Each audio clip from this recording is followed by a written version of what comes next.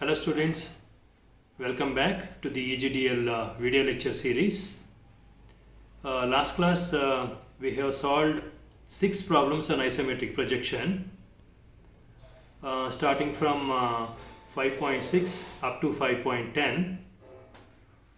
So all those problems have been uploaded and some of you have already submitted the assignments.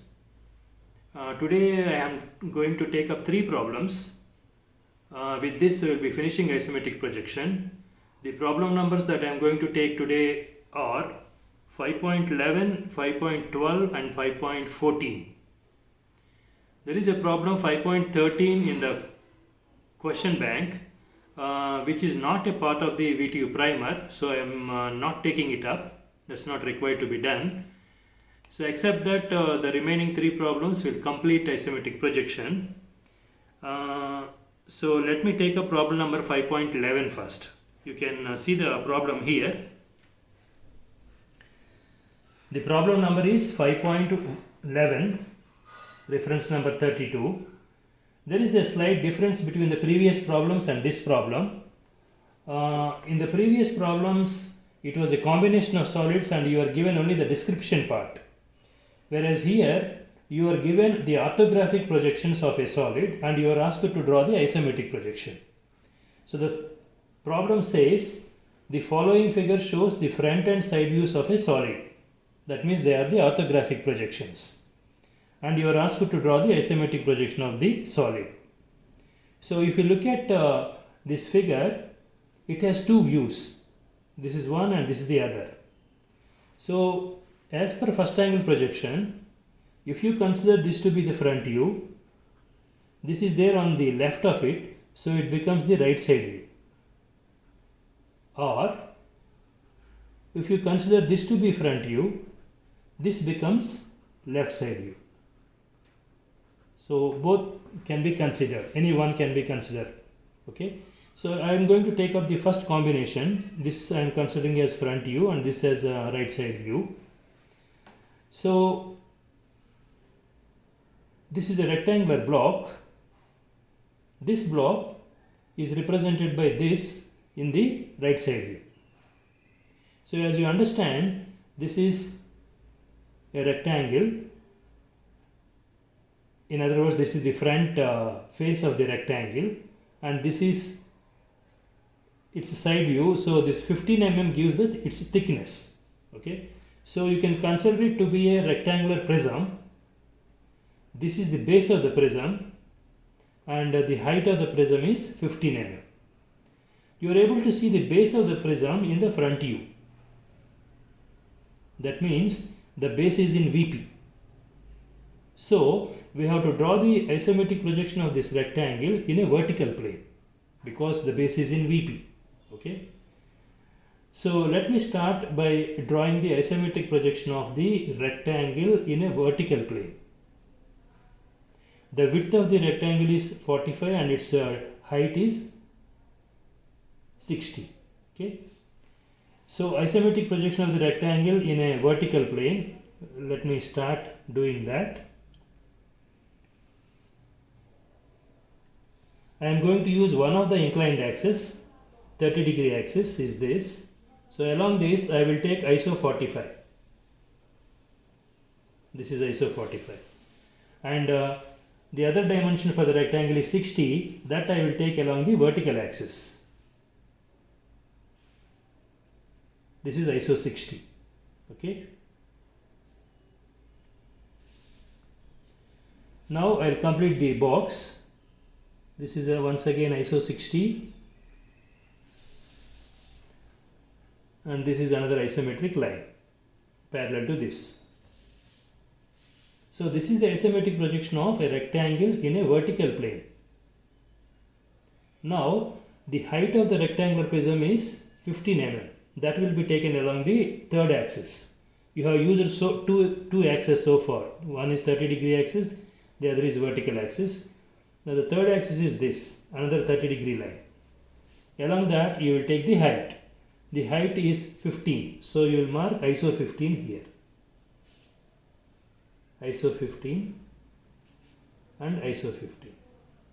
all along this axis, third axis. Now you can complete the rectangular prism by drawing isometric lines, one parallel to this line and the other parallel to this axis,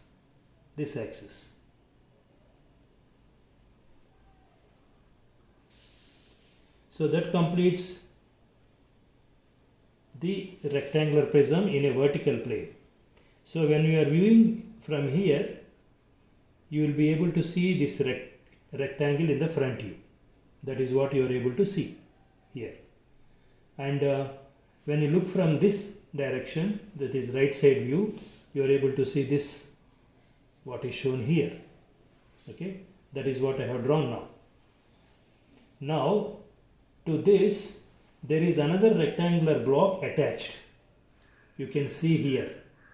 This is the rectangular block. This is its base dimensions.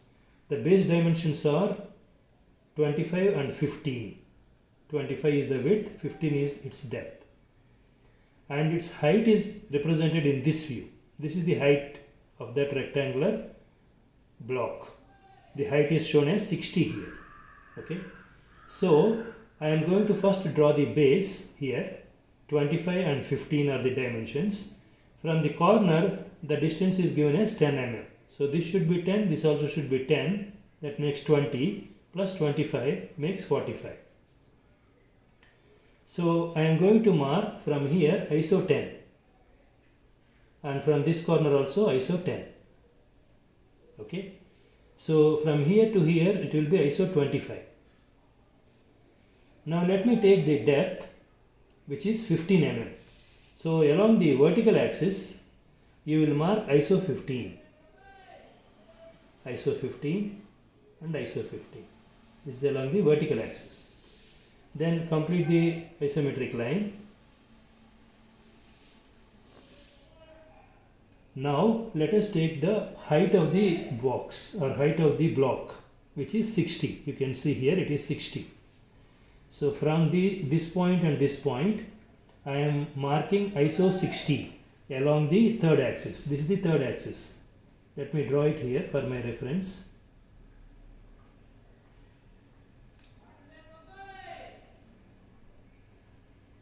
This is the direction of the third axis. So along those lines, I will draw the height ISO 60. So from here and here, I am drawing ISO 60 now.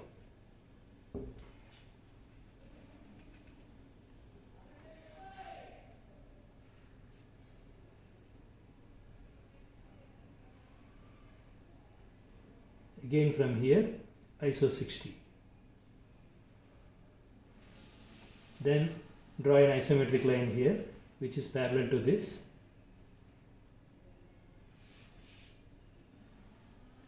Now take the depth. The depth is given as 15 mm. You can mark ISO 15 along the vertical axis. ISO 15 and ISO 15.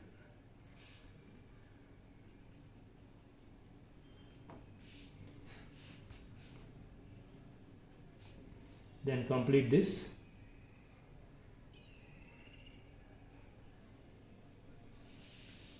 And then draw this isometric line. Now you can erase the invisible lines and make the visible edges dark.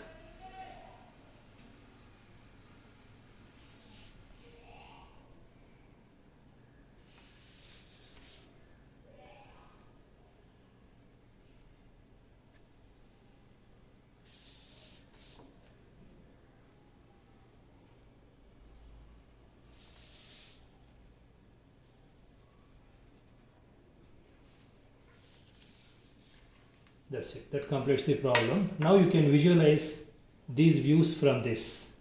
Let us say you are viewing from the front in this direction. Okay, this gives you the front view.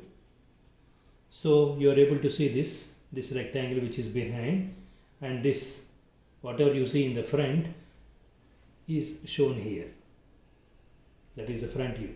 Now coming to the right side, this direction will give you right side view. Okay, you are able to see this block, rectangular block here. Attached to that, this rectangle you are able to see in this view. Okay, so those are the that's how you get the orthographic projections from the isometric projection. What I have done is the opposite of it. You are given the orthographic projections, from that you are able to draw the isometric projection. That's it, students. I'll take a break and then come back and solve the next problem, 5.12.